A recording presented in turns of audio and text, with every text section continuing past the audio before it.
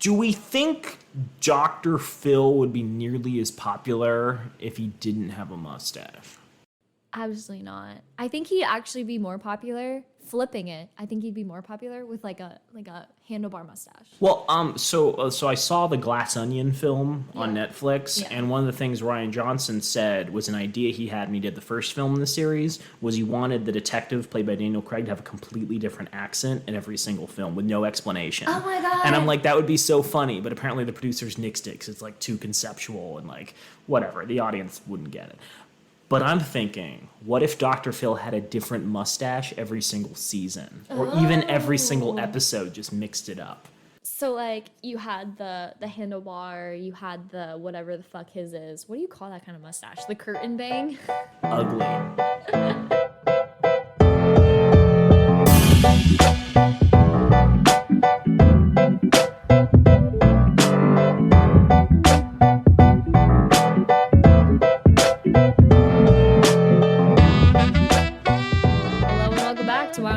Guys, I'm Naomi Guy, that's Joel Guy, and I'm gonna speak for him today. Great, pick up the book. Do some work around here.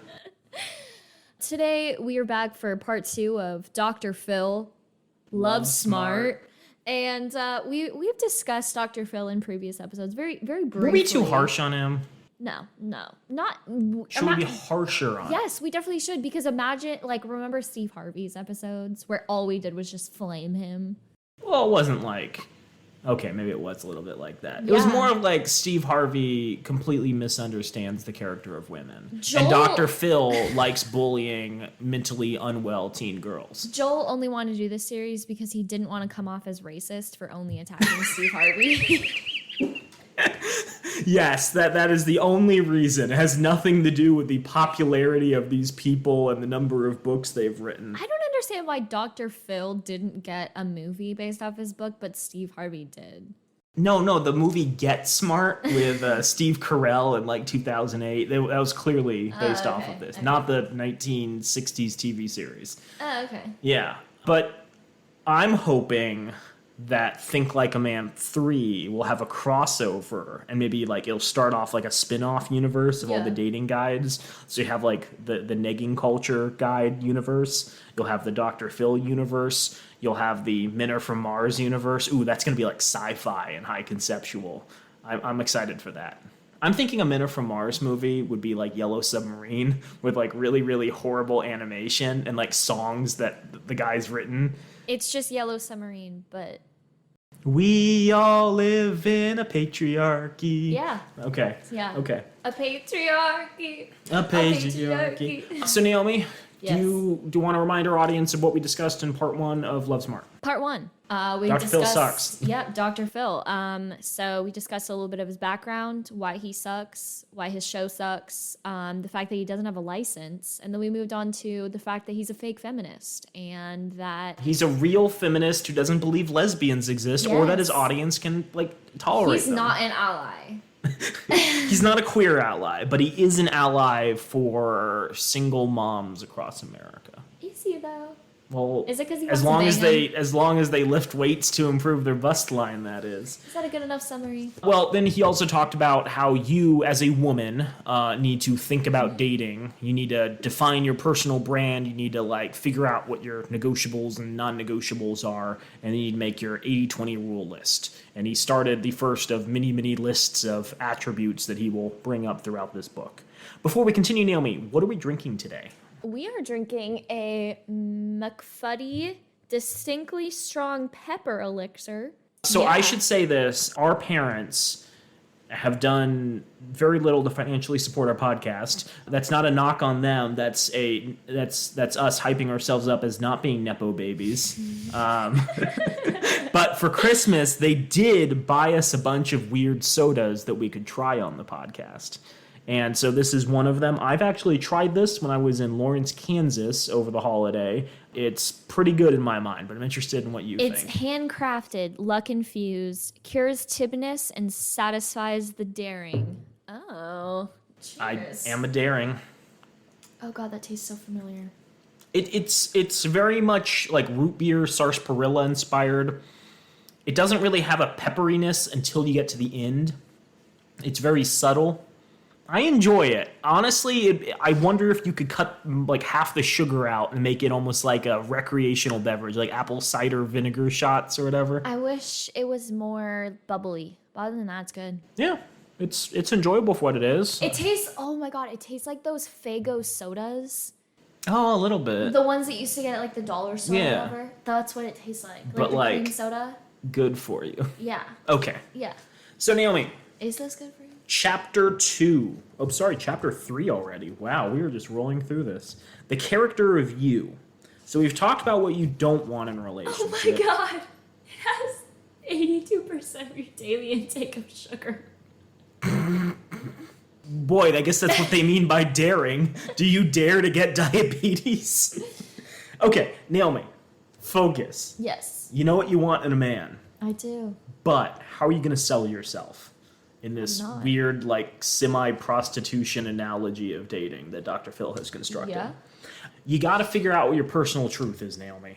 And if your personal truth is negative and riddled with doubts, distortions, and shame, you scream that message to the world in 1,000,001 nonverbal ways. I think there's a lot of truth to this, insofar as one of the sexiest things both men and women like say when they're looking for partners on dating apps is that they really like confidence. And that's a big thing that women stress, is they really find confidence attractive. And I don't think it's like being a dick to people confidence. I think it's just like someone who owns who they are and like isn't constantly trying to like tiptoe around or like please individuals. Well, that and the fact that like it helps a lot in communication for communication reasons.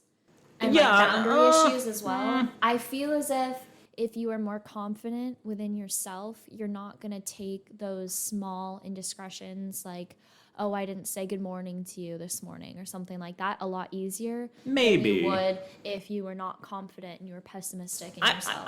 I think might be related to that, but it's probably more related to like physical attractiveness, where it's like someone who's more confident in themselves is probably going to like dress nicer. They're probably going to like They're gonna carry walk themselves taller. in a different Yeah, way. They're yeah. probably going to be like fun to approach, Yeah. right? No, I They're not agree. going to like constantly be apologizing or second guessing or like freaking out over things that you've done. Yeah. And so I think it's attractive in that sense.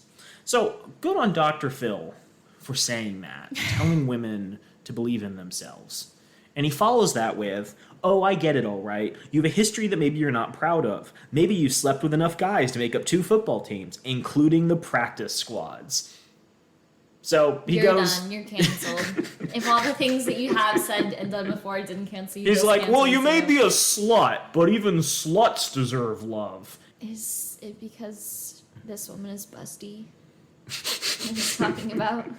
Yeah, I don't get why he follows that. He's trying to be funny, or maybe he like thinks it's worth underlying that like even women who's had a lot of sex like deserve love, but he's doing it in a way that doesn't make his point, and again seems more to appeal to the middle-aged women's sensibilities of, you know, the people who watched Oprah and then read this book.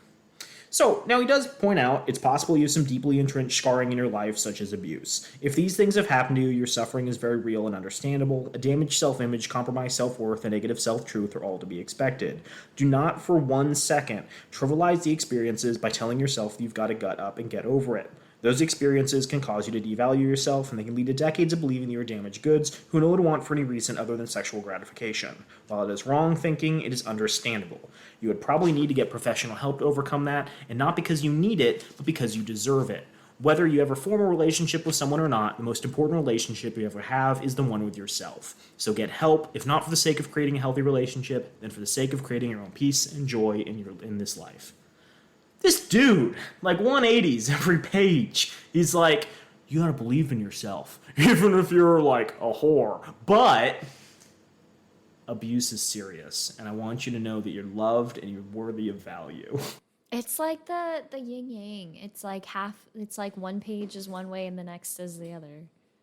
But they fit together well. Sure, I'm thinking it's kind of like a show where he's like, I know things about psychology, but I tell it how it is. And he's like, you're a bad husband because you like masturbating too much.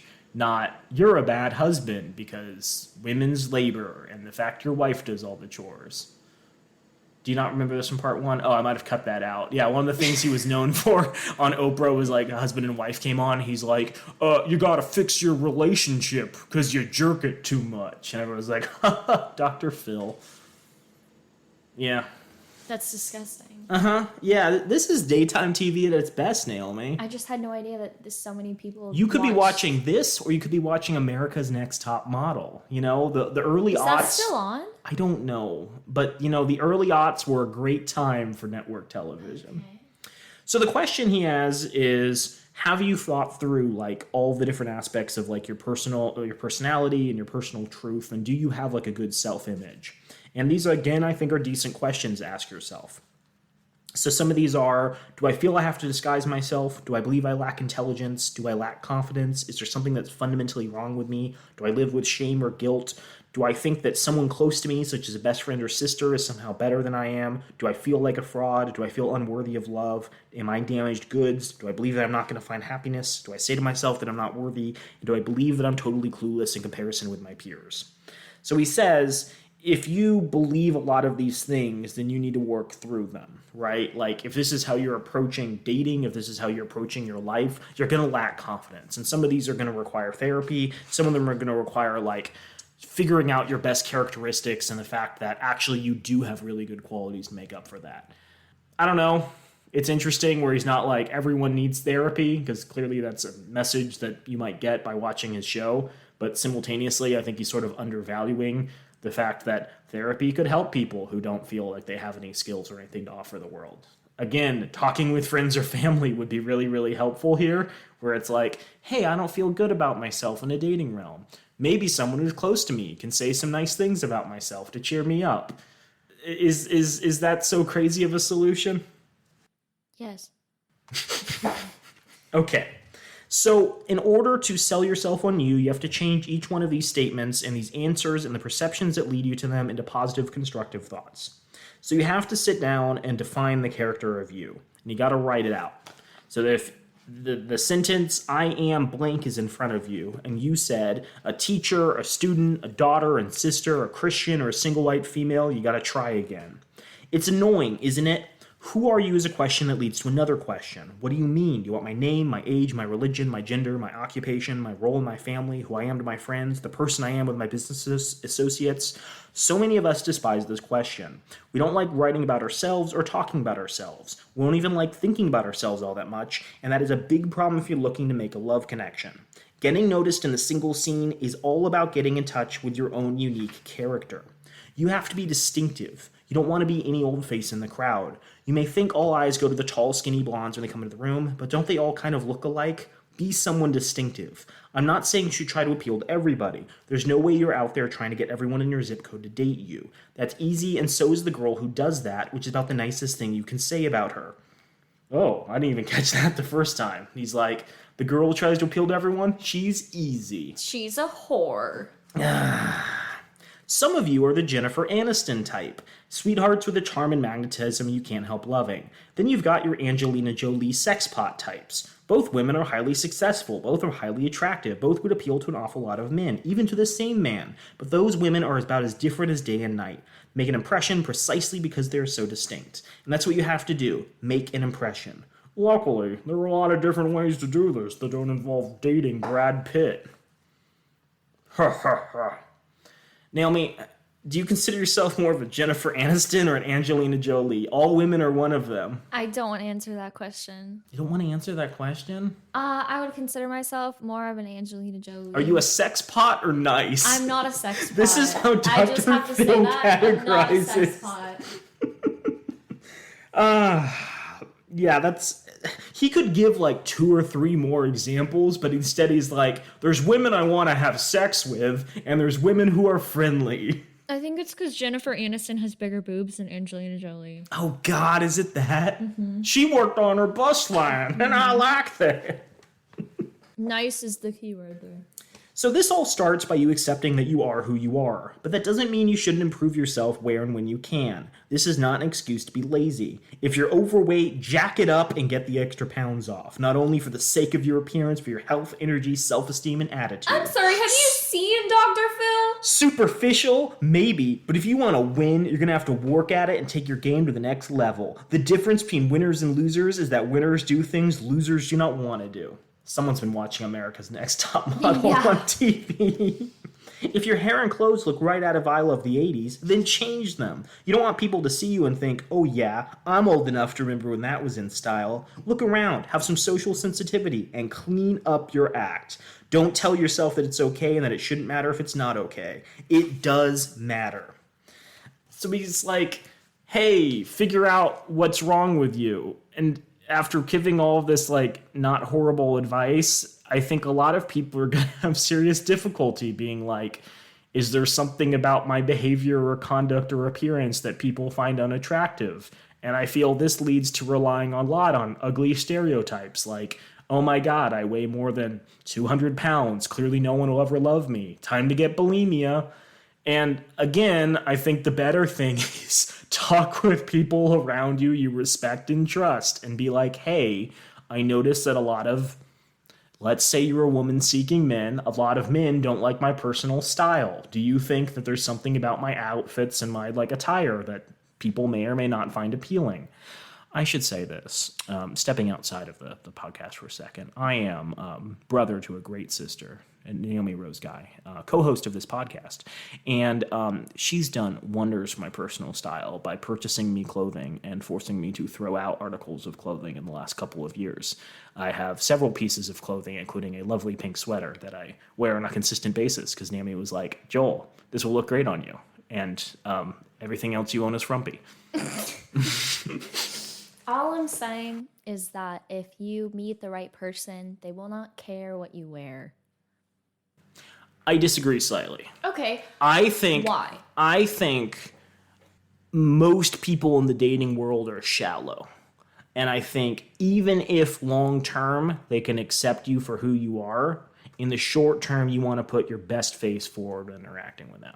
I think his advice that's like, hey, chubby, stop eating ice cream is bad. But I think the more general thing, like, maybe think about like a different haircut. Maybe think about like a different outfit change. It's not horrible. We talked about it's not confidence. Changing yourself. It's being the best version of yourself. We talked about confidence. Obviously, I'm not saying people should show up on first dates in sweatpants. Okay, if that's your style, go for it. But what I'm saying is, if you feel confident in a certain outfit and doesn't go in today's trends and it doesn't, you like other people don't think it looks good on you, but you feel confident, you walk taller in it, the person isn't going to notice what you're wearing. They're going to notice the fact that you are confident, that you exude this energy of, oh, I'm here, I'm ready to be on this date, I'm not like shifting in my clothing, like things like that. I agree and I disagree. I feel Joel disagrees, so we can move on. It's a reinforcing pattern. If you're wearing something you're confident and comfortable in, you're going to be more confident and comfortable. If you're more confident and comfortable, whatever outfit you're wearing is going to like play off better, right? Like these things go hand in hand. I don't think either of them are like exclusive. We're saying the same thing, but you're wrong and I'm right. Okay, great. Joel Guy, feminist. He also paints this idea of the defined product as like, oh God, is he painting it similarly to how I am? He's like, men are not dating detectives. They're not there out consciously looking for a life partner that women have. They're not going to come into your life with the sole purpose of assessing whether or not you are the one. They're not going to dig and root around looking for the traits, qualities, and characteristics that are the best fit for their special someone. They may not even know what their traits, qualities, and characteristics are. They'll spend endless time researching a new car or boat, which big screen TV has the best picture, but they don't have that same relationship marriage chip in their brain at the same level women do. This means you have to get their attention. I don't fully disagree with this. And I don't think that's a bad thing per se. I think it's very much like a socialized thing where men are not raised with this expectation that like you have a big fancy wedding and you like get a wife. I'm wondering if that's coming more into vogue because I'm seeing a lot of like far right people be like, The most counterculture thing you can do now is be a husband and wife who has 2.5 kids and a white picket fence. Every time you say 2.5 kids, I always question, what is a half of a kid? Is it a miscarriage? God. People are going to cut that and hold it against me. There's a lot they could cut and hold against us. We've said some things. But yeah, I don't fully disagree with what he's saying here. I think there are certainly men out there who like are very interested in like different women and like will overanalyze them and try to figure them out and see if they're worthy of being their wife. This is weird phrasing. But yeah, I think for the most part, it's more common that women are the ones who are doing a lot of the legwork here. To that extent, you need to put your best foot forward when interacting on first dates or out in public and in the world. Am I crazy? Yes. Okay, that's fair. That's the size of the point. So we skip ahead to a section that I think is interesting because it's the opposite of what Steve Harvey says. So the one complaint I hear from men is that they're dating Stepford women. You know, like the Stepford wives. Yes. They go out on a date and all they hear is, oh yes, I completely agree. That's great at first. Why wouldn't you love someone who likes all of your ideas, laughs at all your jokes, focuses solely on you, and buys in everything you say? I'm going to let you in on a little secret, Naomi. Men need to feel that they've worked for and earned something or they will not value it.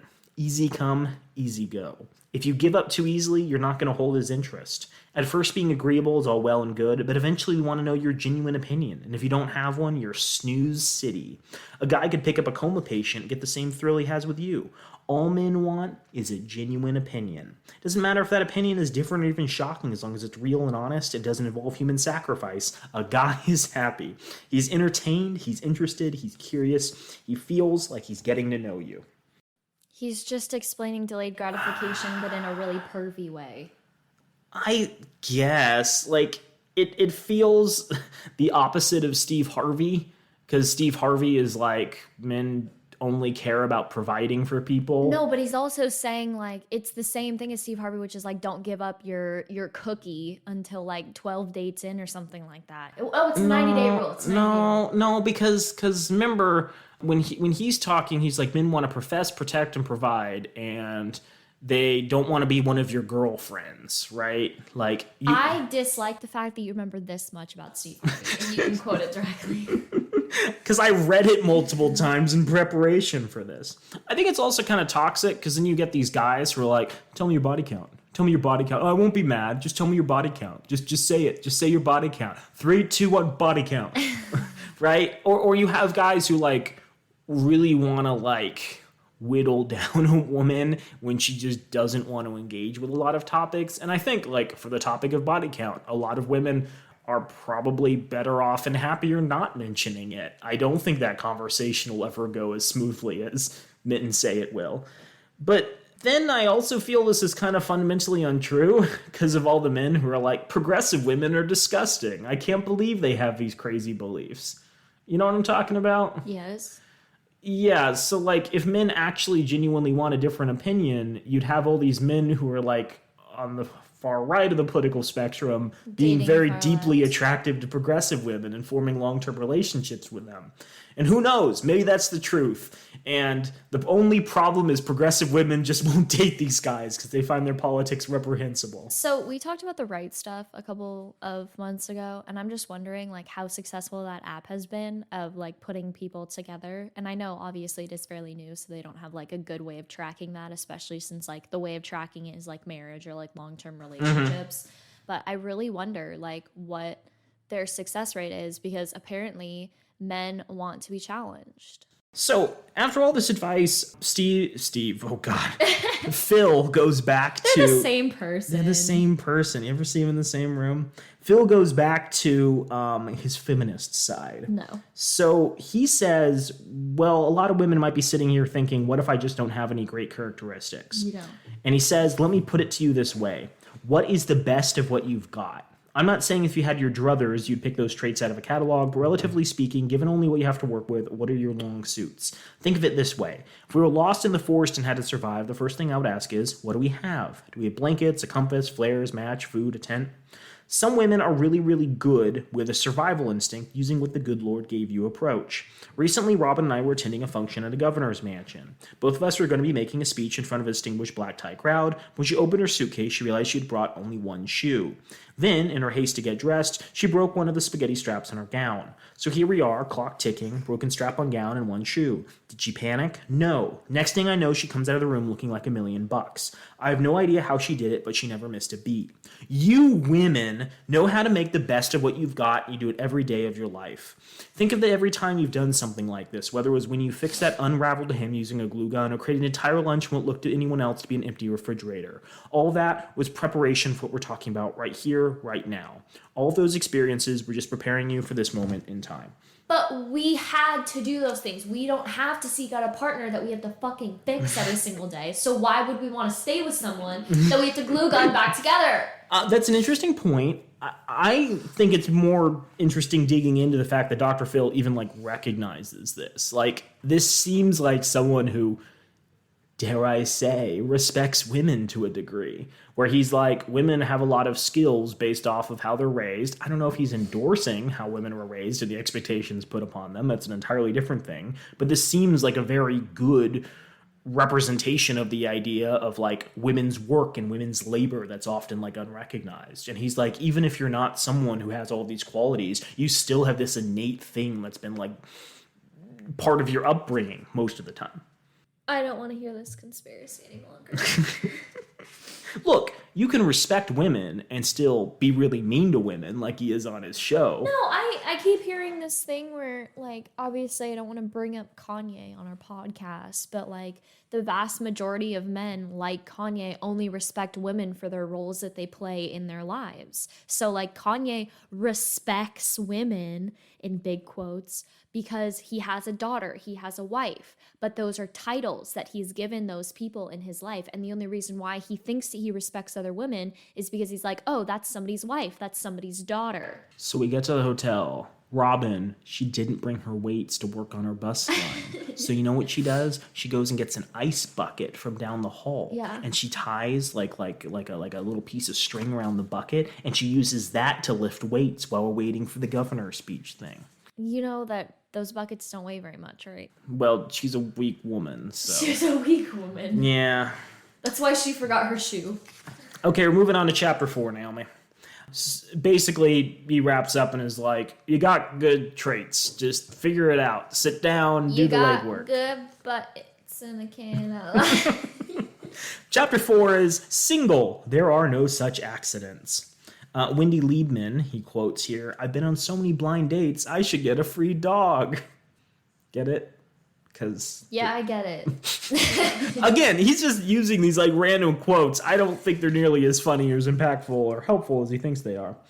So he gives this example of one of his producers coming into his office and being like, what am I doing wrong? In my job, I've been exposed to some of the best life-changing advice ever, yet I just can't make a long-term committed relationship happen.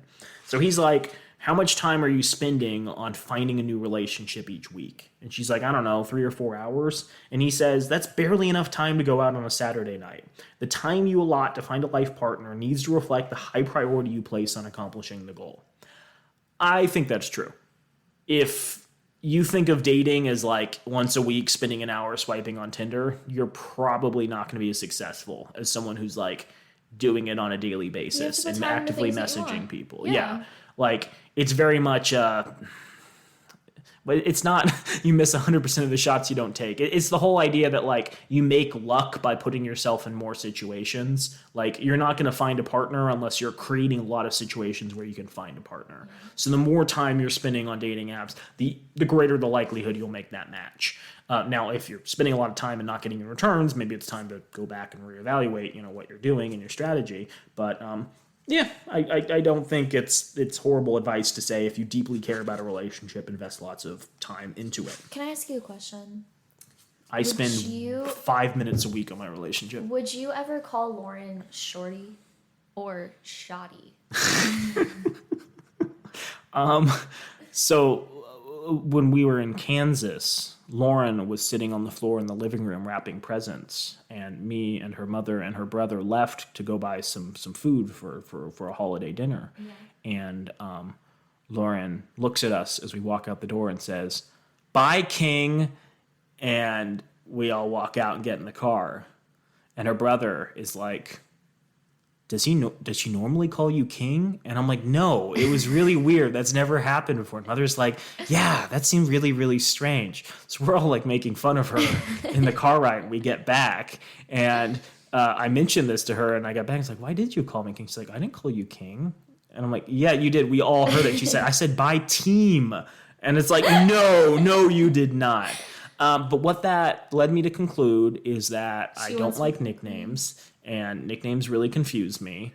And the only exception is if it's a really awkward, embarrassing nickname that I can give her and use to make her feel awkward and embarrass her consistently. You call her babe, though. Do I call her babe? I thought you just called her babe. No, I call her Bay, like Old Bay seasoning, because she smells like Old Bay and peanut butter. She looks like a footstool. Do you have any nicknames with your partner? I do. We call each other. He calls me Shorty. I'm just kidding. He doesn't know how to listen. We get called babe, baby, dipshit. You know, the good ones. Sup, nerds. Sup, nerds. Oh, that's my line. So one thing he also suggests is that you spend some time reevaluating past relationships to see like what went wrong in those and what you found like good and bad. And Naomi, I feel you've done some reevaluation of old relationships. Would you say that's fair? I'm in my healing process, okay?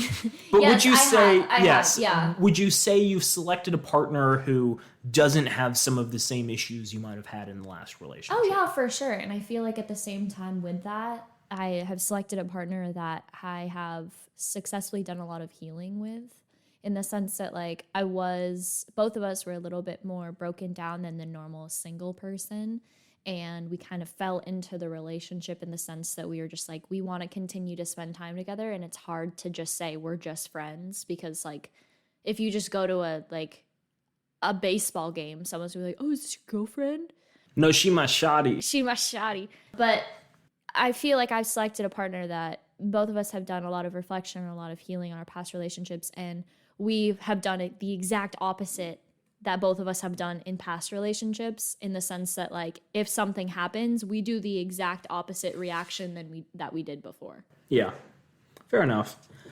So he's like, hey, figure out what worked and didn't work, and then gives another fairly helpful list of questions to work from. So these include, what were your problems and frustrations with the relationship? What were the problems your partner had with you? What are 10 key statements about the pain you still feel and the open wounds you still have?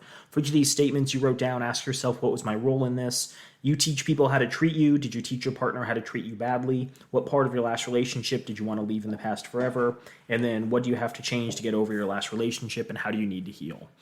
I don't think these are bad questions, but it does kind of feel like he's opening up like guide to being a relationship counselor and like taking lessons from that you have to like kind of tailor to individuals, and just broad brushing that all women need to do this. I don't think that like reflection is the best way of putting it. I think it's like, okay, how do I want to be treated in my next relationship, and how am I going to go about my next relationship in a mature and successful way? That's fair. It doesn't have to be as extensive as he said, but I also think that not everyone has to like do that reflection, because it's just like, okay, I wasn't the problem in my last relationship. And I think you're going to find situations where you end a relationship on good terms, where you're like, hey, for whatever reason this didn't work out, but I still want to be friends with you. There can be relationships that end due to circumstances outside your control, such as like parents like don't want this to happen, or like one person has to move. Or like we love each other, but we don't have any shared interests. Sure. Yeah. I think all of those are like completely feasible. So not applicable to everyone, but not a bad list either. He also says it's really important that you don't give off desperation. He's like, men can sense desperation. And he says, men read desperation only one way. You don't have what you need, so you're going to take it from me. That's what I think. I am a leech, and I'm going to take what I need from other people. He literally says, if she is lonely, she's going to take my independence and my free time. If she's unhappy, she's going to bring me down. I am happy before I met her. I'm happy at a level 10. She's happy at level 0. I don't want to sink from like a 10 to a 5. So he's like, it's really important that you don't come across as desperate. So he gives some examples. He gives some questions you should ask yourself to see if like you are someone who is desperate. He gives 20. I'll read a couple of them. I must make this work because if I don't, I am a loser. These are sentences you should circle if you agree with them. Mm-hmm. If I don't get married by 35, I'll die alone. I must be a loser because everyone in my family and life is getting into meaningful relationships but me. There must be someone wrong with me. There must be something wrong with me because no one asked me out a second time. I need his approval. He will dump me like all the rest. I really am an idiot in relationships. I am afraid or depressed most of the time I am with someone because I fear failure. I never live in the moment and enjoy a relationship because I'm always worrying about whether or not there is a future with my partner. I want to avoid pain at all costs, and I live in fear that my partner will hurt me. I need reassurance, so I have to test him by pushing him to see if he'll prove that he cares by staying. I have to protect myself so I'll not get hurt again. So he says, if you circled even 3 of the above statements, yes, you are desperate. You're either desperate to get a man or desperate to avoid getting hurt. If more of your circled statements are numbered 1 through 10, then you're desperately afraid of being alone. If more are numbered 11 through 20, then you fear getting hurt and losing your balance most of all. In either case, you're undermining your chances for the good relationship I'm assuming you want, given that you're sitting here reading this book. I'm just dumbfounded at the fact that he's just like, you're desperate. What? Is that any of your business? He also gives like a list of the different like forms of desperation, and I feel like he's very leaning into stereotypes. He's like, you think you're past your prime. If you believe in ageism, I can assure you that you're fueling it. Peers attract peers at every stage of the human lifespan. You're in a screaming emotional dive. Your last relationship crashed and burned, and you're looking for a new outlet for all of your emotions while the ashes of the old one are still smoldering. Choosing a mate when you are hurting ensures a shoddy selection process. Shoddy. Because you're moving away from pain, not towards a good partner. I think that's good advice. Choosing a mate when you're hurting ensures a shoddy selection process because you're moving away from pain, not towards a good partner. Okay. Once the hurt subsides and you're fully rebounded, you will look at the choices you've made and realize he's just someone, as in not the one for you. Others are like you're watching your room's biological clock, you're an independent woman, you're afraid to play with fire, and you think you're fat and ugly. So, like, I think, again, like, figuring out what sort of desperation you are might be helpful. I'm not sure if it's going to apply to all people, and I think by maybe putting them in this book, many women will read into it who don't need to. This kind of feels like over-therapying people. But also people don't, like, they over-criticize themselves. And a lot of people don't have, like, a good sense of, like, self-reflection. And so I feel like we talked about this, like, in previous episodes where, like, in psychology classes, they tell you not to self-diagnose. But, like, people are like, oh, well, I sort of fall into that category. So they'll check it. And then they're getting called desperate by Dr. Phil. Sure. And then they're like, oh, I need to, like, do more healing before I can go out in the world and, like, need to be the perfect partner. And it's like, you're never going to be the perfect partner for the person that you're with. Damn. We should write a dating advice book, Naomi. We should. 2023 is our year. 2023. 2020. Oh, wait, I can't say that yet. It's not our time. It's not our time. Yeah, it's not our time. Okay. So the question then is, what if you're overanalyzing things? You know, what if you're treating yourself too harshly? And so he says you need to ask yourself a couple of questions, and the answer never seems to be ask other people in your life if they agree with the things that are being said. So, again, never saying anything like, talk to your siblings, talk to your family, talk to the people you hang out with. However, he does say, ask yourself if objective sources, maybe your friends or relatives, think this thought is true. Does this thought serve my best interests? Is it healthy for me to maintain this thought? And is this thought helping create an attitude that will get me what I want and deserve in a relationship?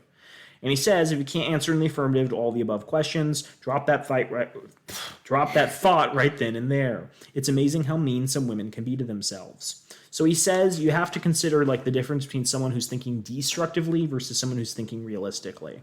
So a destructive thought is, I don't look good without a tan. I feel insecure when I'm pale. A realistic thought is, I look great with a tan, but I'm still pretty without one. I'm confident no matter what. Oh my God, is Dr. Phil a feminist? Destructive, that guy just wants to talk to my friend. I'll let my friend do the talking. Realistic, I wonder if that guy is interested in me or my friend. I'll engage him in conversation and find out. Destructive, if he finds out I'm not wealthy, he'll leave. I'll lie and put on an act to get him to stay. Realistic, if he needs to marry rich, we're not a match. I will be forthright about my financial status and see how he reacts. Destructive, he's just going to dump me like the others. I'm not going to get involved. Realistic, I don't know what is going to happen, but I will give it time and see what develops. So Dr. Phil is like, hey, women, don't beat yourself up. If you're a teen girl, don't let anyone be mean to you. It is interesting to me that like this person morphs into such like a horrendous person that we talked about in the last episode. Like, is it just that he thinks that like only adult women are deserving of respect and love? Only adult women are deserving of respect and love because only adult men should be dating other adult women. They shouldn't be dating women that aren't adults. I didn't follow that, but sure. Yeah. Whatever you. Don't be a perv. That's fair. So he gives some like suggestions if you don't feel confident for how to be more confident. I don't think this is a comprehensive list, but it's helpful. Make sure you're taking a fair share of time in most conversations. 50% of a conversation in a twosome, 33% in a threesome, and so forth. Smile, laugh, and look happy and engaged. That's what makes people approachable and the center of attention. Don't have a problem taking center stage. Don't be more concerned with what they think of the person they're speaking to than what the person thinks of them. You want to dress to turn heads. You want to make eye contact. You have to understand that people respond to energy rather than looks. Focus on expanding their personality, get the attention. Make sure you can keep your cool in every social situation, from the most flattering to the most awkward. Be comfortable just standing back and listening as being the center of it, compared to as being the center of the attention. I don't like that rule of like staying cool in all situations because like I feel like people should be able to show their emotion and have their emotion validated. I think they're different situations. So he's like, every social situation, from the flattering to the most awkward. Don't let external events dictate how you see yourself. So if you're like in a situation where, I don't know, maybe you had like a really nice dress and you fell into the pool or something and you're like soaking wet, like freaking out and crying and be like, cool people wouldn't do that. Yeah, but it's like awkward and it's like, okay, feel your feelings and let it out and then like move on. I think I know what you're saying. Yeah. I think the way he's phrasing it is not having emotions necessarily is bad. It's don't let it dictate how you see yourself. But Yeah. at the same time, I'm not saying like, okay, we're saying the same thing. You're just not hearing what I'm saying. Oh, do we want to talk about this? Yes. Go ahead. Nothing. Okay. And then he's like, what do confident people actually like think about themselves? And, you know, you want to build up your kind of personality and your like emotional voice until you're saying these exact same things. Confident people say things like, I have a lot of love to give. Any person would be lucky to talk to me. I'm charming and entertaining. I'm great company. I love being by myself. I am fabulous. I'm a great catch. My life is complete. Is that person good enough for me? What do I want? If he's not happy, I'm going to leave. If I'm not happy, I'm going to leave. I have a great heart and a warm spirit. My happiness depends on me. Life is beautiful. Only I can change my life. There is so much more to me than my looks. I'm wise and experienced, and I'm a beautiful human being. If you can look at these statements and nod your head in agreement, it's official. You now have the kind of confidence that propels relationships forward. And I wouldn't be at all surprised if right at this moment you're looking at your past dates and romances and shaking your head and wonder about how scared you once were, whether if getting hurt or feeling alone. If you can clearly see and feel great about the difference between how you approach relationships then and how you intend to approach them now, congratulations. You can start to do things differently. I think that the best relationship advice I was ever given was by social media, and I know that really sucks to say, but I was reading through Twitter one day, and it was like, you have to focus on how you feel about the other person, not how the other person feels about you, because a lot of the time you'll go on a date and you'll be like, oh wow, that went really well, I hope that person likes me, and you're not focused on, oh, how did I feel? Did I feel good in that situation? Did I feel like awkward? Did I feel safe? Like, you don't focus on yourself, you focus on the other person, and that continues throughout the time that you're dating people. And so if you sit back and you think, do I want to continue to go on dates with this person? You have to reflect on yourself and not the other person. And it gives you a little bit of a wider range of, oh, maybe I didn't really like that person, and it saves you a lot of time. Yeah, no disagreement for me. Chapter 5, I think we can kind of skip over. It's kind of a retread. It's not really mind-blowing advice. It's called The Inner Bride, and it's talking about like how to portray yourself, because even though he says not every woman needs to be married, some women really, really want to get married. How do you create the mental self-image of becoming a bridesmaid? So he's like, hey, keep in mind that when you're trying to be confident, when you're trying to attract people, there's 4 things that, draw people in: presence and style, personality, content, and appearance. And he's like, make a good appearance, have some things to say about yourself. I forget which episode was one of the first ones we did, but we had a guide to engaging in small talk and conversation. Yeah. Which I feel we should retread, because I do genuinely feel like it's a really good skill to have the ability to converse with any person, and just shoot the breeze. But yeah, it's nothing mind blowing. It's just don't be weird and you'll have more success. Thanks, Phil. That really answered all my questions about dating. Yeah. Now, here's where we may get into some controversial land. I think this is probably the chapter we're going to wrap up on today, and that is your guy Q. He opens with a quote by Ray Barone from Everyone Loves Raymond. Men don't like to cuddle. We only like it if it leads to, lower cuddling. I don't like to visualize my parts being cuddled with my partner's parts. That's really okay, I can visualize sex, that's fine, but cuddling and the genital just So he opens with this anecdote where he's like, about a month before our youngest son Jordan left for college, rendering us empty nesters, my wife Robin started exhibiting some warning signs, let me know this was not going to be the easiest few months of our married life. She was always often one blink away from tears. One night I woke at around 3 a.m. to the sounds and vibrations of her quietly crying in bed next to me. Vibration. They must have had a really soft bed. Yeah. Hey, can you do that a little harder? My lower back has been hurting. Now, I may not be the sharpest pencil in the box, but I've studied relationships in general, and women in particular, for years, and I figure I'm no dummy, right? I also figure out that along the way I've learned a few things about how women work, what they want, what they need, and when they want and need it. So, lending a supportive spirit, being a shoulder to cry on, and just being there would do a whole lot better than nothing. Given that knowledge, I decided the best thing for me to do was just slip an arm around her and quietly hold her. It seemed to be working because she calmed down. Everything seemed to be fine, and I thought, phew, dodged a bullet on that one, didn't have to say a word. Knowledge is power. A few minutes went by, and just as I drifted back off to sleep, she sat straight up in bed, flipped on the light, looked at me, and said, "That's it? That's it? I'm married to Dr. Phil, and I'm upset and crying in the middle of the night, and that's all you got? What a crock." So much for my understanding of the opposite sex. So here Dr. Phil is like, yeah, all my advice is worthless. No, I think that's just his way of saying, don't cuddle your wife when she's crying. Just just pretend you're still sleeping. I don't know what the takeaway here is.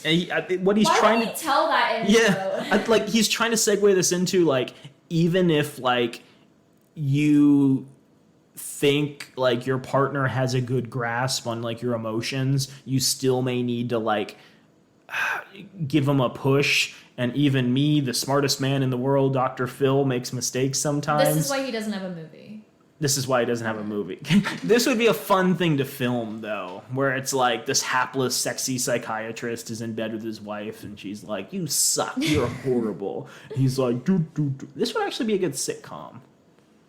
Well, he's citing Everyone Likes Raymond. Clearly he likes sitcoms. These are sitcom scenarios. You know that show that I told you about, Somebody Feed Phil? Yeah. Yeah, where it's the old Jewish man travels to different countries and tries food. He was the executive producer on that show.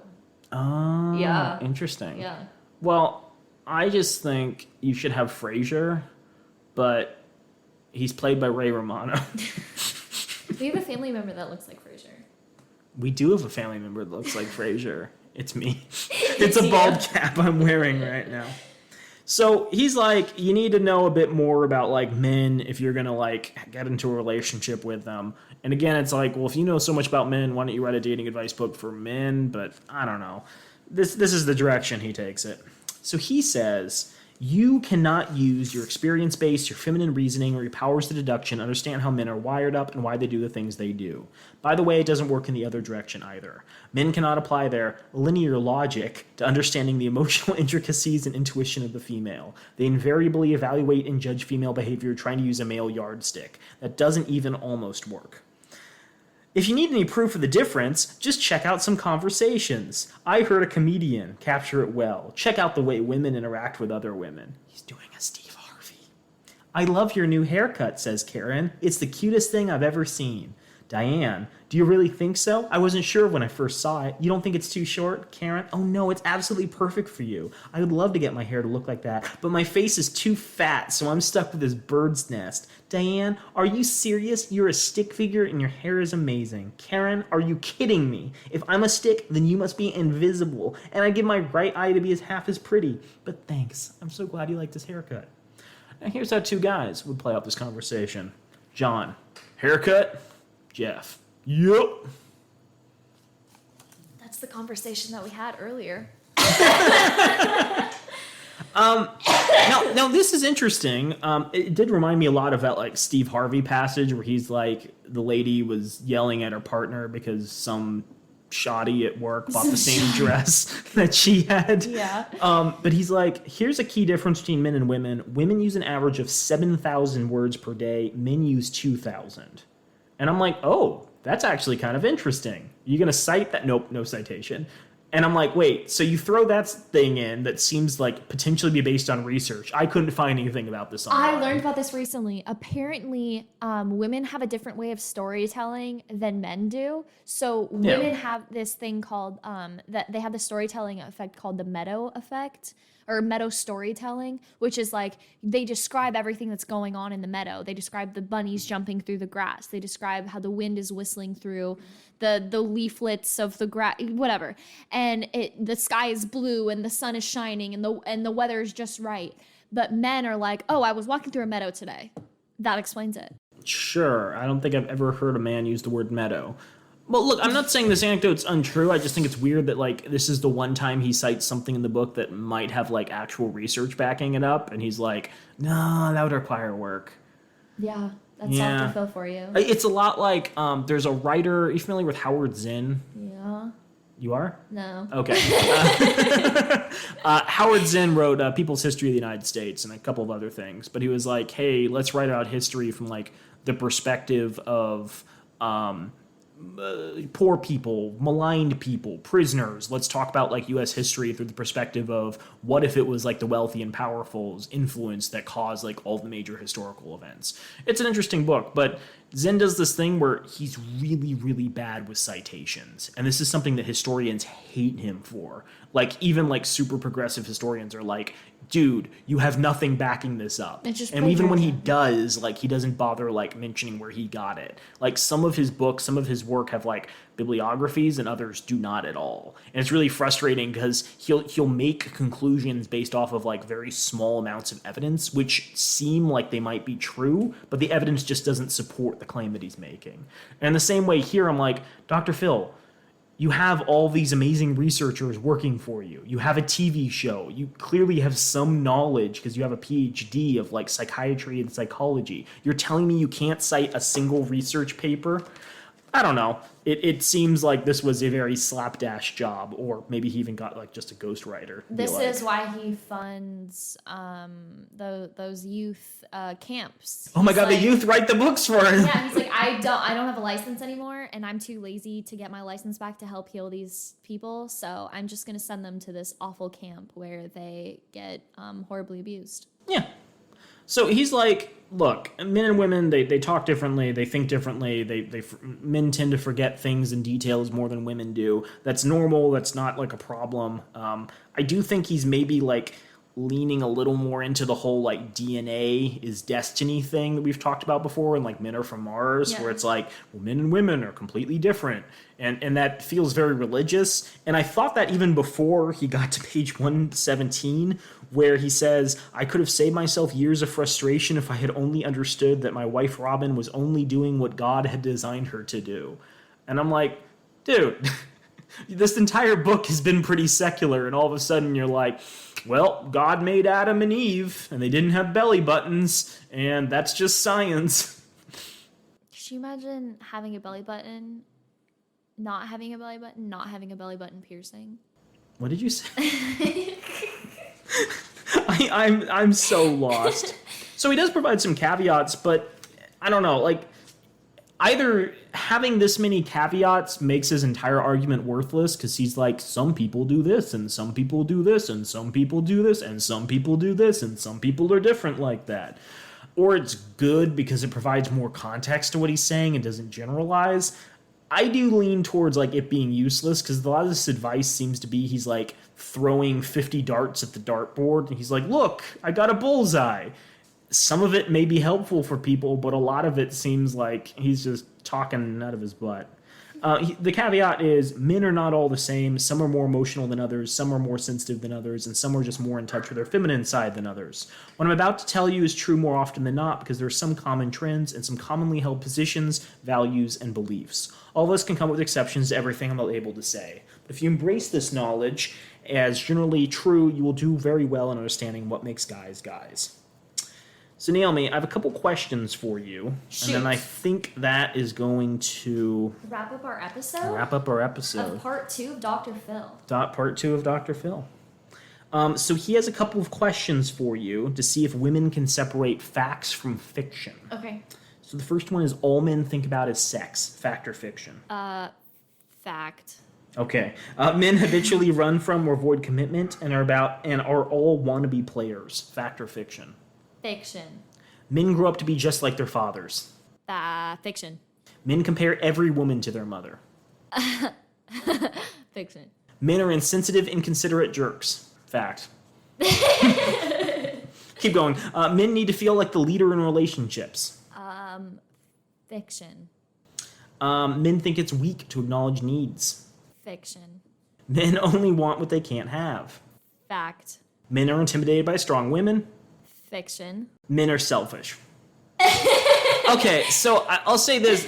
These questions don't seem fair from the simple perspective that, like, almost all of these, I'm like, yeah, there's a third or a fourth or a fifth option that you're not considering. It's you're that, really, and also really like, broad brushing. Is it all men or is it some men? Are you saying every single man that I've ever met, or are you saying every single man that I have ever come in contact with plus everybody else? Yeah, and I think he's doing that thing where, like, women will use hyperbole and be like, men are dogs. And they don't mean that men are literally, like, four-legged canines. They mean that, like, some men they've had issues with. And again, someone who just did a section where he's like, men and women communicate differently should probably understand that women sometimes use hyperbole. Men might also sometimes use hyperbole. See, I do this thing where I'm like, I hate all men. And then my partner will be like, me too.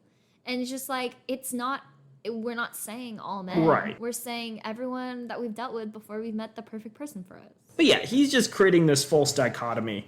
And here would be a really good opportunity for him to, like, cite some actual research to support busting or supporting these myths, and he does nothing like that. Because he's not a quoter. Yeah. He's not a citer. He says, when responding to anonymous surveys as, like, support for what for support to these. So regarding the all men think about is sex, he says, when responding to anonymous surveys, men confess that one of the first things that goes through their mind when they meet a woman is what kind of sexual partner she would make. I just saw something this morning. It was a Joe Rogan sketch when he was doing stand-up, and he was like...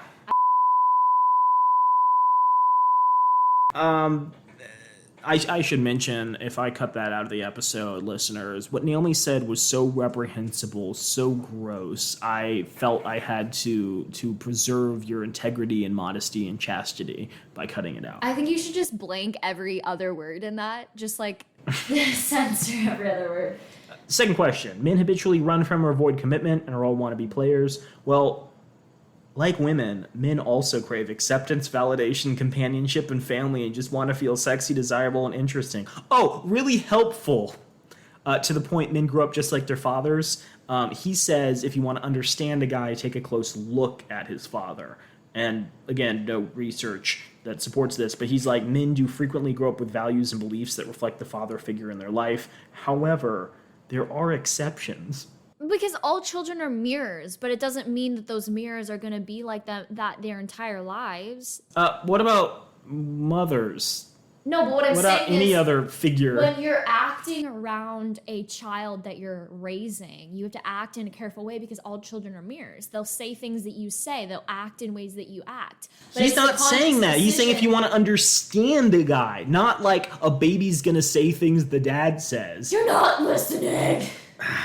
I think he's broad brushing far too much. I think all people absorb things from authority figures that help raise them. And I think it's But far... it's the conscious action that you make to not do those things on a daily basis, not act the way that your dad treated you on a daily basis. But again, you're saying a mother, assuming you're raised in like a two-parent family, has had no impact? I'm not saying that at all. He's saying men do frequently grow up with values and beliefs that reflect the father figure in their life. Well, because Dr. Phil was raised in a time. I'm not even going to say that. Dr. Phil is a stupid a-hole who says that men cannot have a feminine side to them. And so he's saying that men are only taking in things from their fathers because if they took in anything from their mothers, it would be feminine. Well, here's the thing. To the point men compare every woman to their mother, he says, no matter how long his other relationships have been, the one he has with his mother is the most powerful and prominent. I heard something recently. It was like, no one loves you. No one's going to love you like that person that is your partner because everybody loves you for a reason. So your mother loves you because you're her son. Your sister loves you because you're her brother. Your dad loves you because you're his son, so on and so forth. But the person that is your partner or the people that are your partner chose you to love. They chose to love you. That's depressing. Yeah. Okay, do you agree with that? No matter how long his other relationships have been, the one he has with his mother is the most powerful and prominent. What if he doesn't like his mom?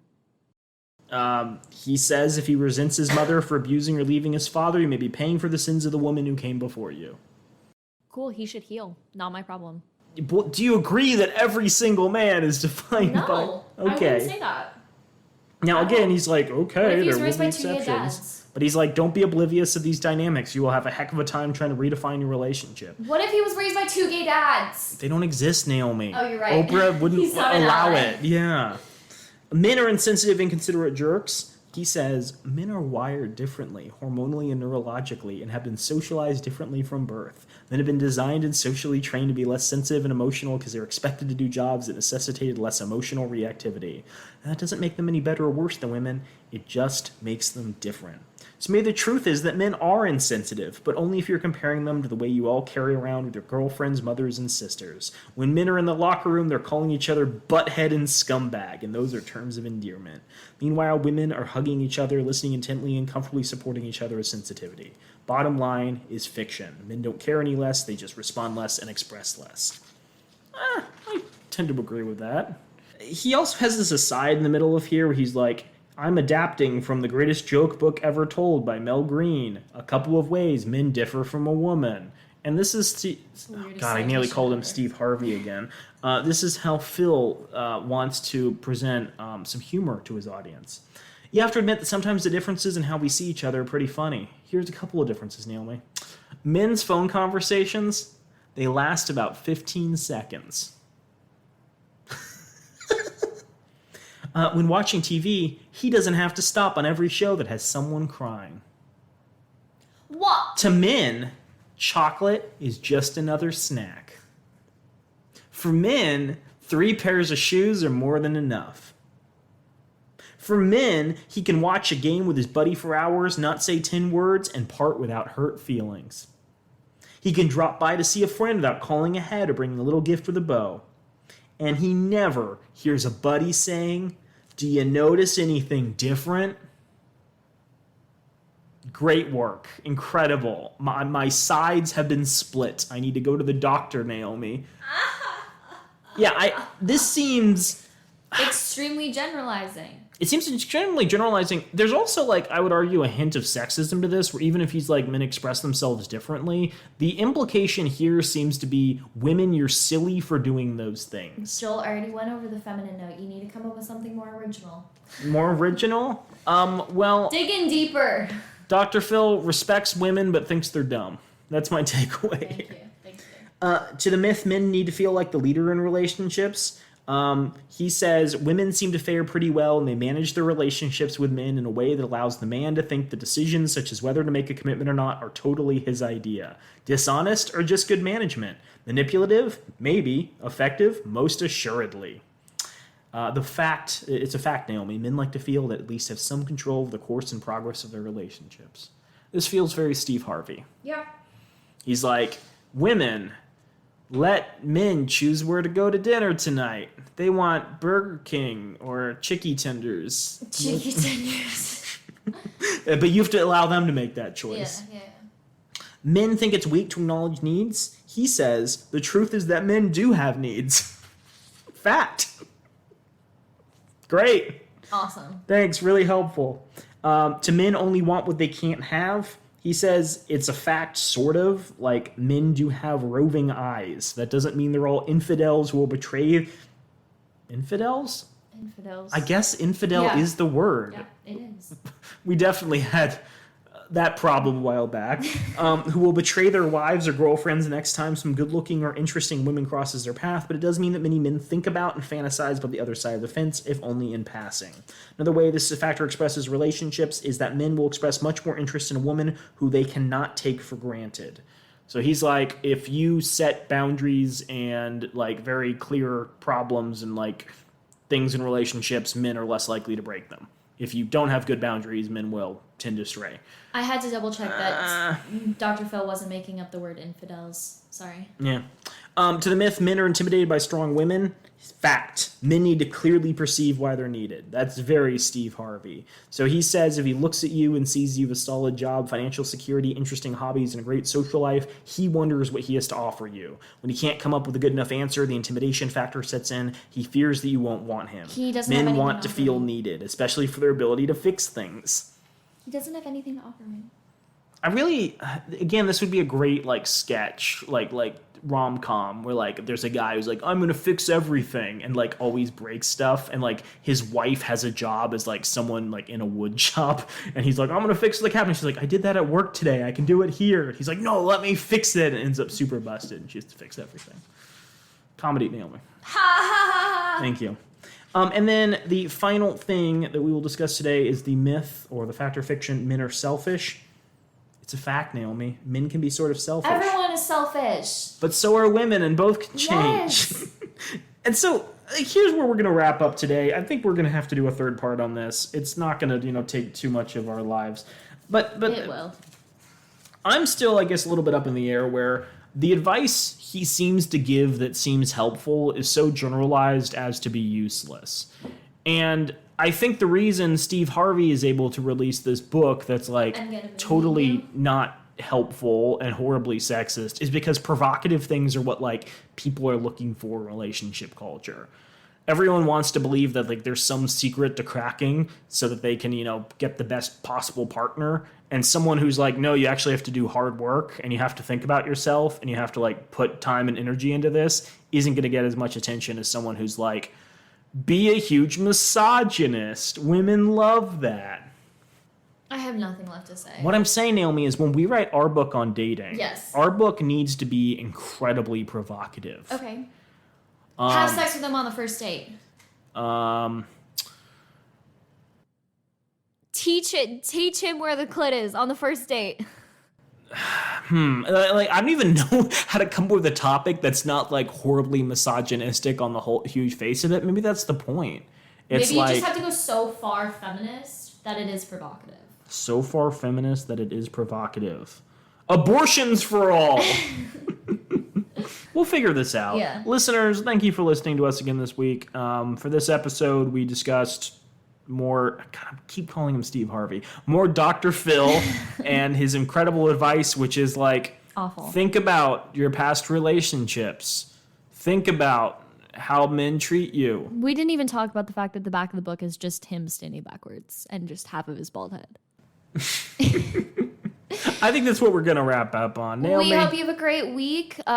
Joel is bad at wrapping up episodes, so wear a condom, stay safe, and we love you. Don't smell like peanut butter. And don't look like a footstool.